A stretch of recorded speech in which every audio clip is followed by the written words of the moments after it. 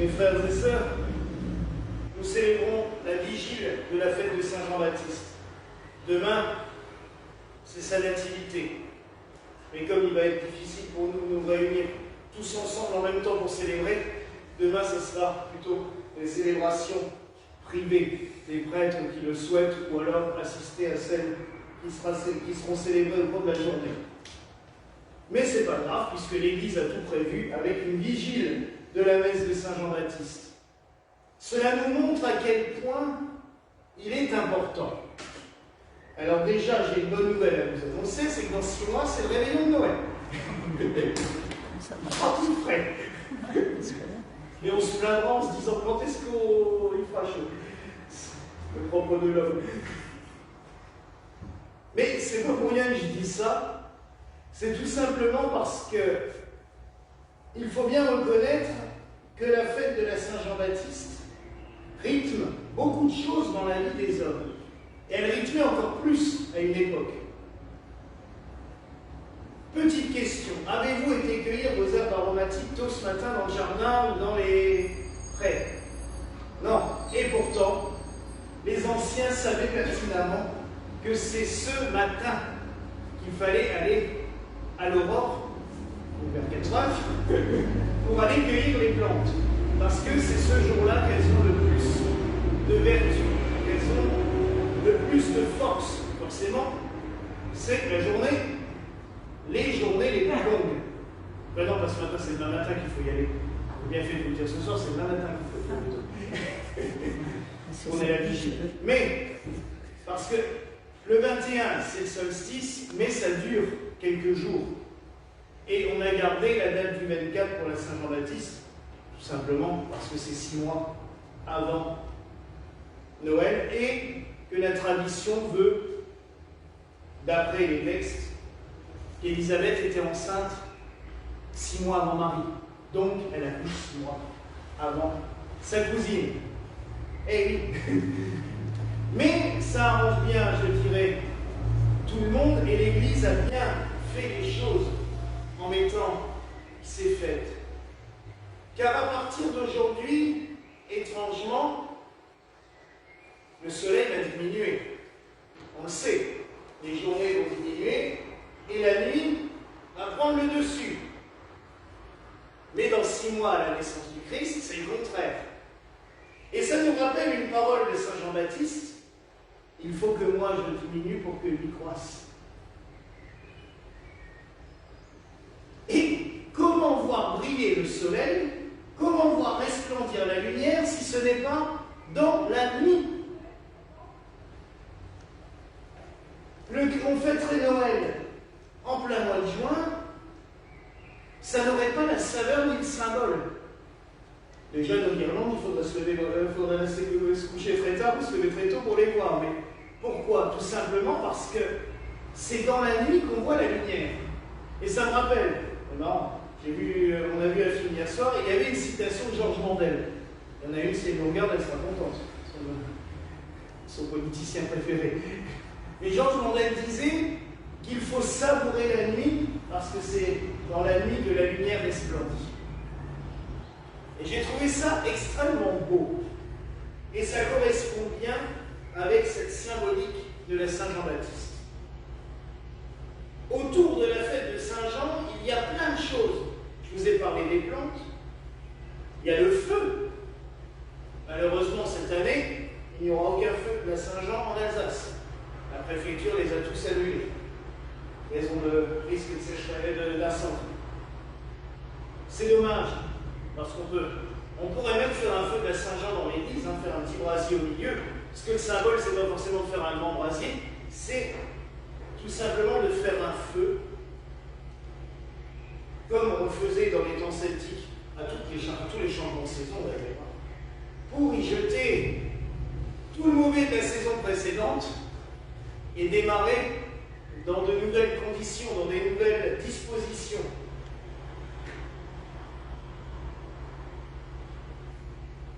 Saint Jean-Baptiste est un prophète. On dit que c'est le dernier des prophètes, parce qu'il a annoncé le Christ. Il a prophétisé ce que le Christ allait faire. Il a même sanctifié à sa manière un rite qui existait depuis fort longtemps. Plonger les gens dans l'eau se faisait dans de nombreuses religions, et même les Hébreux le faisaient. Baptiser veut dire plonger, hein, donc on le faisait. Mais lui, il a baptisé des centaines et des centaines de personnes, mais un jour il a baptisé son cousin, Jésus. Et par ce geste, on a créé le sacrement du baptême. Et par ce geste aussi, je trouve qu'on a bien montré la continuité entre Ancien et Nouveau Testament. Il n'annule rien, c'est ce que Christ dit lui-même. Je ne suis pas venu pour annuler tout ce qui a été fait. Je suis venu pour le transmuter, le parfaire. Et c'est toute la théologie que l'on développe autour du baptême du Christ le 13 janvier. Toute cette recréation de l'humanité, de la création tout entière par le Christ. Et moi, ce qui me fascine dans cette fête de Saint-Jean-Baptiste, c'est tous ces symboles. La nature qui a son apogée. On prend des plantes, on va chercher les herbes de la Saint-Jean, justement, le millepertuis, pour faire de l'huile contre le feu. C'est quand même drôle, on fait un feu pour la Saint-Jean, mais on fait de l'huile contre le feu aussi. Mais ça nous montre aussi bien que dans tous les cas de la vie, tout est bon, mais il faut ni trop peu. Le feu est bon, mais il ne faut pas non plus se jeter dedans. Il faut le maîtriser. Comme il faut maîtriser plein de choses dans nos vies. Il y a encore une chose qui est née de la fête de Saint-Jean. Maintenant, très peu de personnes le savent. Mais c'est pour ça que j'ai tenu à ce que le Père Blaine nous chante ce que nous avons, nous, intégré en séquence, mais qui est l'hymne des vêpres de la Saint-Jean.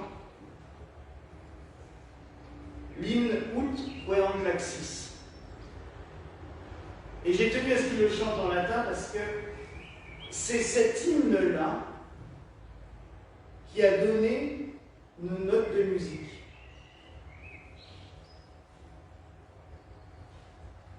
Le premier verset, Ut Queant Laxis resona refibris, mira gestorum, famuli tuorum, solve polluti, labi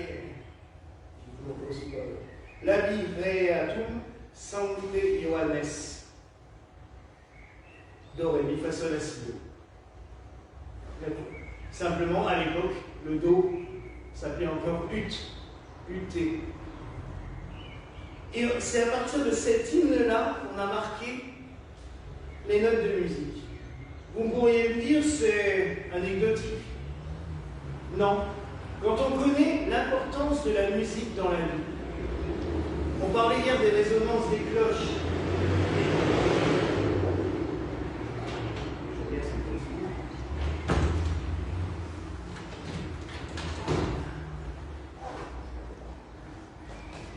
On parlait hier des résonances des cloches, de la vibration des cloches qui peuvent guérir. C'est d'ailleurs ce qu'on demande aux cloches pendant la bénédiction.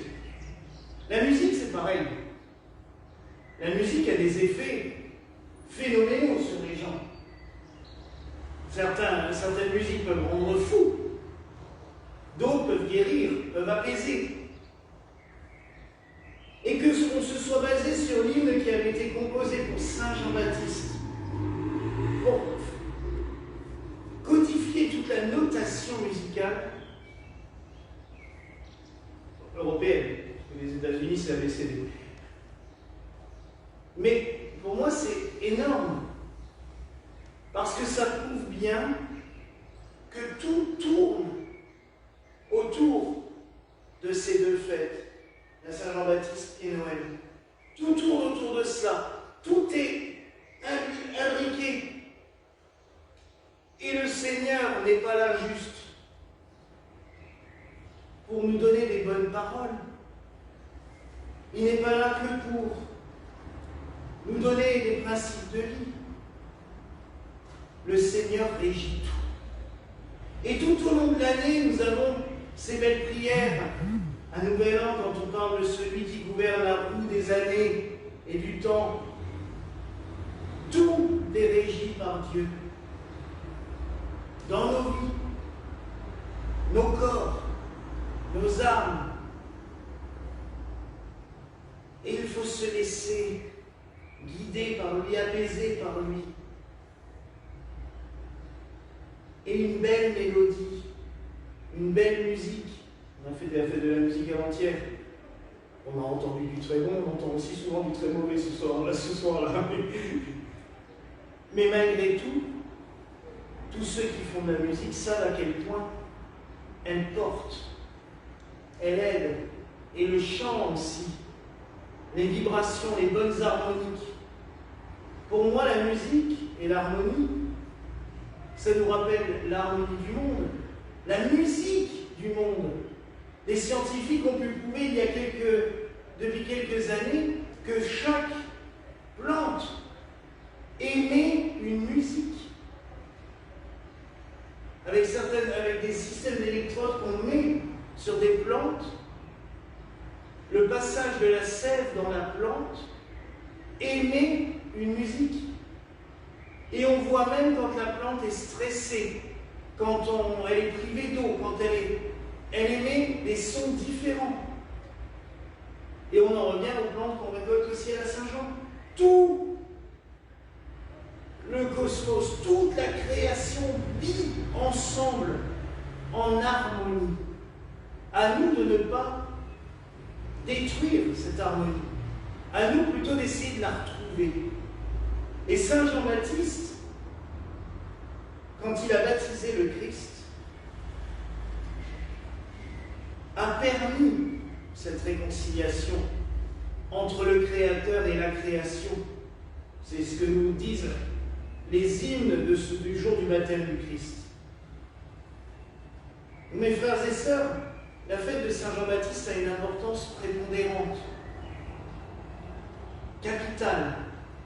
Et si au cours des siècles, l'Église a pris tant de soin autour de ces fêtes, avec tous ces rites, à baser tout cela autour de Saint Jean-Baptiste, c'est pour nous annoncer Noël en priorité, mais aussi pour nous montrer que nous vivons dans un environnement, dans un univers qu'il faut vivre avec, et que même cet univers nous enseigne les vérités de Dieu.